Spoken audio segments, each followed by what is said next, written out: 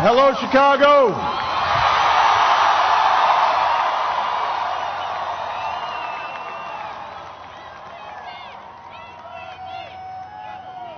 If there is anyone out there who still doubts that America is a place where all things are possible, who still wonders if the dream of our founders is alive in our time, who still questions the power of our democracy, tonight is your answer.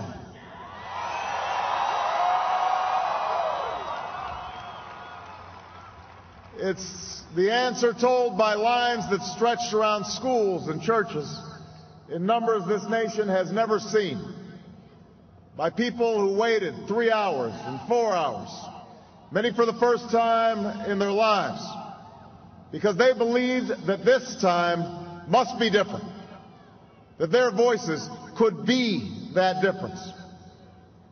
It's the answer spoken by young and old, rich and poor, Democrat and Republican, black, white, Hispanic, Asian, Native American, gay, straight, disabled and not disabled, Americans who sent a message to the world that we have never been just a collection of individuals or a collection of red states and blue states. We are and always will be the United States of America.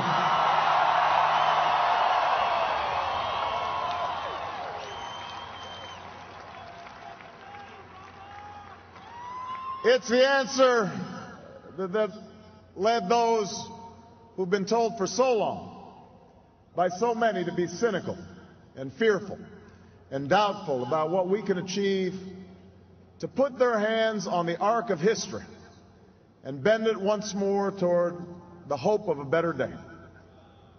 It's been a long time coming, but tonight, because of what we did on this day, in this election, at this defining moment, change has come to America.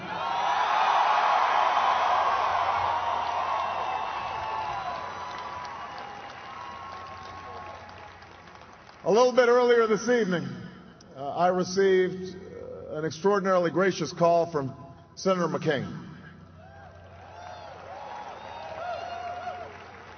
Senator McCain fought long and hard in this campaign, and he's fought even longer and harder for the country that he loves. He has endured sacrifices for America that most of us cannot begin to imagine. We are better off for the service rendered by this brave and selfless leader. I congratulate him. I congratulate Governor Palin for all that they've achieved, and I look forward to working with them to renew this nation's promise in the months ahead.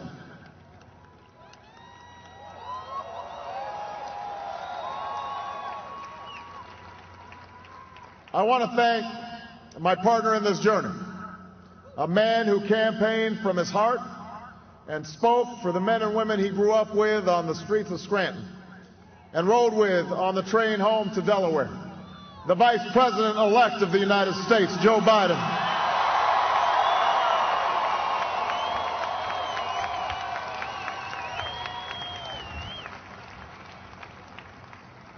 And I would not be standing here tonight without the unyielding support of my best friend for the last 16 years, the rock of our family, the love of my life, the nation's next First Lady, Michelle Obama.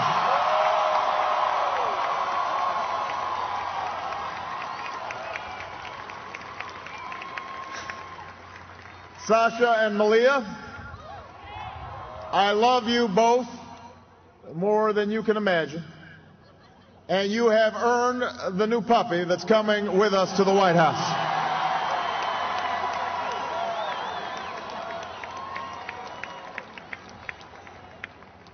And while she's no longer with us, I know my grandmother's watching, along with the family that made me who I am.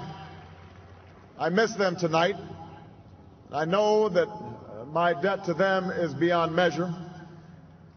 To my sister Maya, my sister Alma, all my other brothers and sisters, thank you so much for all the support that you've given me. I am grateful to them.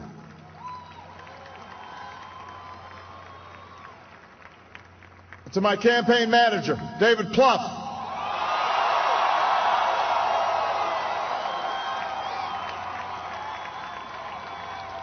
the unsung hero of this campaign, who built the best political campaign, I think, in the history of the United States of America. To my chief strategist, David Axelrod, who's been a partner with me every step of the way. To the best campaign team ever assembled in the history of politics, you made this happen, and I am forever grateful for what you've sacrificed to get it done.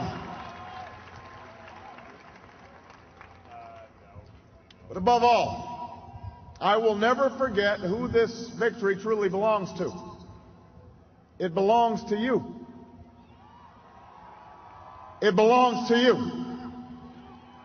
I was never the likeliest candidate for this office.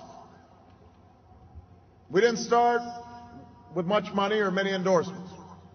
Our campaign was not hatched in the halls of Washington.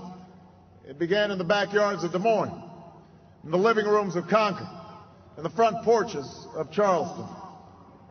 It was built by working men and women who dug into what little savings they had to give $5 and $10 and $20 to the cause. It grew strength from the young people who rejected the myth of their generation's apathy, who left their homes and their families for jobs that offered little pay and less sleep. It drew strength from the not-so-young people who braved the bitter cold and scorching heat to knock on doors of perfect strangers, and from the millions of Americans who volunteered and organized and proved that more than 2 centuries later, a government of the people, by the people, and for the people has not perished from the earth. This is your victory.